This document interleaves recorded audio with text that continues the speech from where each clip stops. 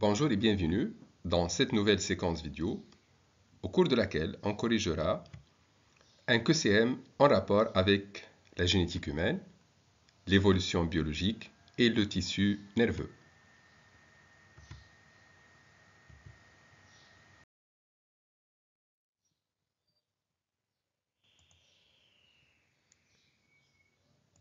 La sélection naturelle retient toujours les mêmes allèles et le seul mécanisme de l'évolution biologique favorise les allèles avantageux en fonction des conditions du milieu, permet de modifier l'information génétique et tend à transformer l'espèce au cours du temps. Première proposition fausse. Deuxième aussi. Petit c favorise les allèles avantageux en fonction des conditions du milieu, donc ça c'est correct. Et la proposition D, aussi fausse, permet de modifier l'information génétique, donc la sélection naturelle, ce n'est pas une mutation.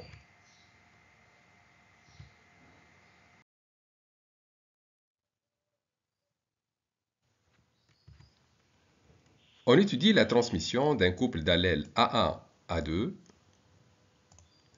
L'électrophorèse d'un enfant atteint de trisomie 21 montre le résultat représenté par le document ci-contre.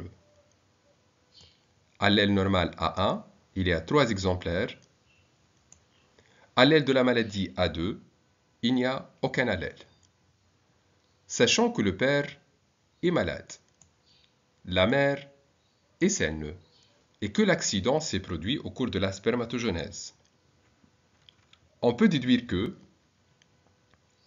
l'accident s'est produit en anaphase E, l'accident s'est produit en anaphase 2, l'allèle responsable de l'anomalie est récessif, l'allèle responsable de l'anomalie est dominant. Afin de bien répondre à ce QCM, il fallait bien exploiter donc le document qui a été donné par cette proposition. Tout d'abord, l'enfant trisomique 21 possède 2 allèles de type A1 normal. Il ne possède pas l'allèle de la maladie A2. Le père est malade et l'accident a été effectué au cours de la spermatogenèse. Donc le père, certainement, il possède l'allèle de la maladie A2. Mais il a donné à son fils 2 allèles de type A1. 2 allèles A1. Donc l'accident, certainement, a été effectué au cours de l'anaphase 2 et non pas au cours de l'anaphase 1. Il y a non-séparation des chromatides sœurs 21 qui portent l'allèle normal A1. Donc la proposition A, elle est fausse et la proposition B est correcte. Maintenant, passons à la détermination est-ce que l'allèle de l'anomalie est récessif ou bien dominant. Tout d'abord, donc, le père qui a donné 2 allèles A1 à son fils, il est malade. Donc, le père, certainement, il possède l'allèle de la maladie et un allèle normal de type A1. Donc, le père, il est hétérozygote, il possède à la fois A2 et A1, et il est malade. Donc, la maladie est dominante. La proposition correcte, c'est D.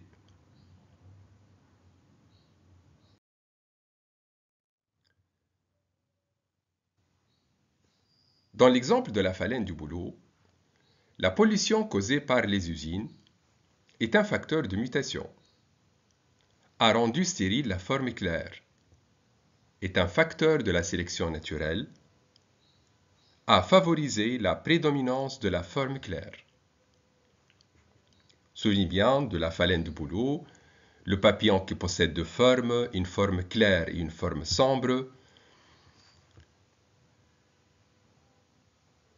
Donc, un facteur de mutation, c'est faux. À rendre stérile la forme claire, non. Est un facteur de la sélection naturelle, oui. À favoriser la prédominance de la forme claire, non, c'est au contraire.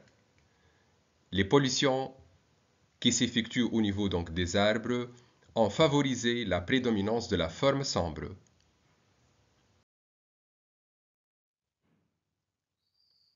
Le document suivant présente dans le désordre quelques étapes de l'évolution des pinsons des îles de Galapagos. A. Population occupant un milieu de vie. B. Séparation et isolement géographique de deux groupes de population, deux milieux de vie. Les deux groupes de population isolés reviennent en contact. Et coexistence des populations de deux espèces sur le même territoire. Le figuré cercle, individu d'une population. Interfécondité. Et enfin, isolement reproductif. L'ordre correct des étapes de l'évolution des pinsons des Galapagos est A, B, C, D, BA, DC, DB, CA, ou bien CA, BD. La réponse correcte, proposition A. Tout d'abord, population occupant un milieu de vie, puis il y a séparation et isolement géographique.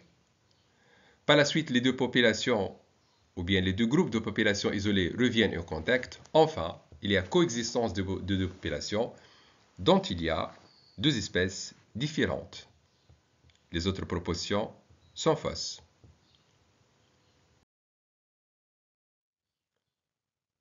Une maladie dominante autosomique s'exprime chez tous les enfants d'un couple atteint, se manifeste chez l'un des parents de tout sujet atteint, ne s'exprime que chez les sujets de génotype homozygote, s'exprime aussi bien chez les hommes que chez les femmes.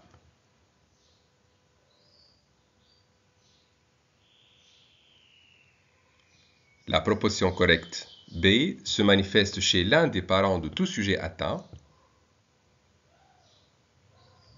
Et D aussi s'exprime aussi bien chez les hommes que chez les femmes, vu qu'il s'agit d'une maladie autosomique.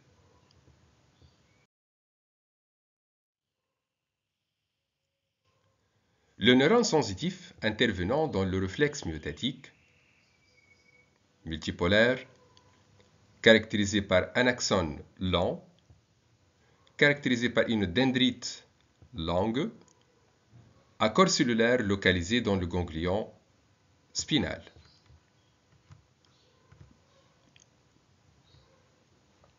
Proposition correcte C et D. Caractérisé par une dendrite longue et à corps cellulaire localisé dans le ganglion spinal.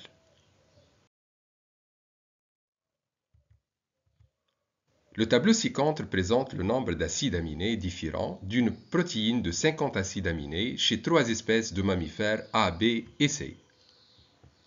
Nombre d'acides aminés différents entre A et C 6, B et C 3 et A et B 3. La filiation de ces trois espèces correspond à la représentation A, ou bien B, C ou D. A et C ont le plus de différences, donc degré de parenté faible, et l'ancêtre commun est le plus éloigné dans le temps.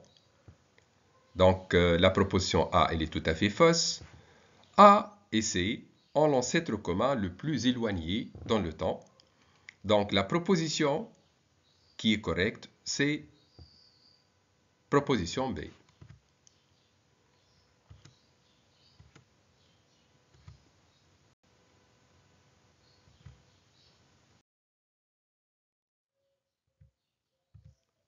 Dans le cas d'une anomalie héréditaire liée au chromosome sexuel Y, un père sain peut avoir un fils atteint. Un père atteint peut avoir des filles saines. Un garçon sain peut avoir son frère atteint. Et un garçon atteint peut avoir sa sœur saine. Proportion correcte, petit b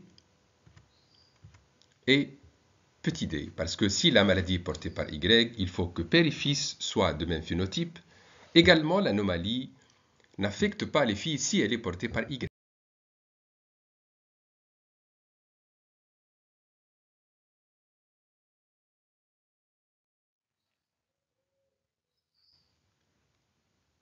Notre séquence se termine. Je vous remercie pour votre attention. N'oubliez pas de s'abonner à notre chaîne YouTube SVT Mohsen Masoudi et à bientôt.